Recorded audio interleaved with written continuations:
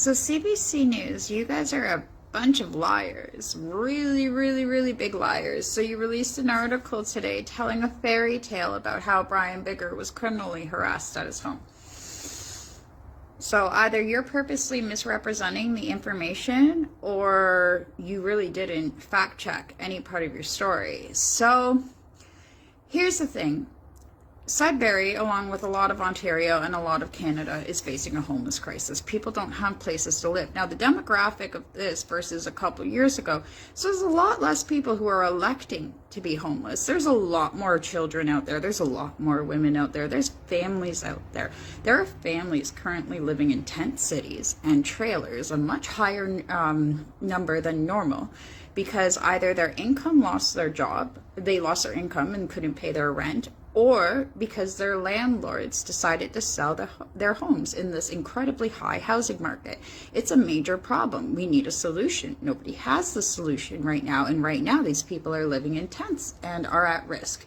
So in right across from City Hall in Sudbury, there's hundreds of people in these tents living there.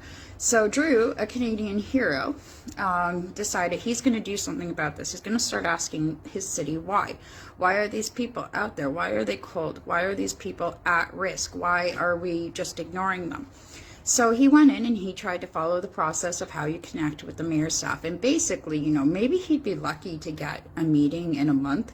In a month, when those people have, died from exposure, when they can't wait another minute for a plan. They can't wait till it's on Brian Bigger's agenda of things that he would like to speak about. And good way of avoiding liability there, CBC, by not even bothering to try to address Drew's side of the story or what actually happened, actually. So if you go and you watch his live from when he did go to the mayor's house to ask him, what's the plan with this? He was not aggressive. He did not become confrontational. He, in fact, walked away when the mayor became confrontational with him. So he was there to advocate for the homeless. He made it very clear he was not disruptive. He was not disrespectful. He was simply asking questions. And it's terrible that just because the mayor doesn't like the questions that he's being asked by this Canadian hero who is advocating upon the behalf of families in Sudbury who are currently homeless, who need a plan of action to be able to not freeze to death during the winter. So, then CBC, you go on to say that it acted like he was some common criminal that was tracked down. Actually, he surrendered himself on his own free accord. He did it so peacefully. He, in fact, asked that Brian Bigger himself be charged for these false allegations, as this is some severe thing. It's some severe stuff.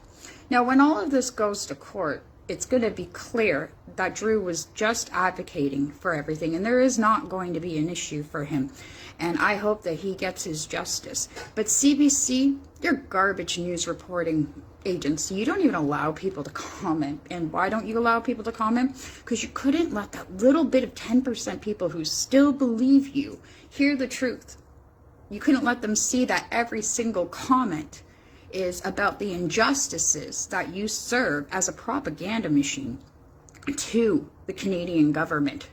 So these politicians are not above the law. Brian Bigger is not above the law. He has a duty as mayor to represent his people and to protect his people. And right now, outside his very office, hundreds of people are going to die because of exposure and other conditions are surrounding them.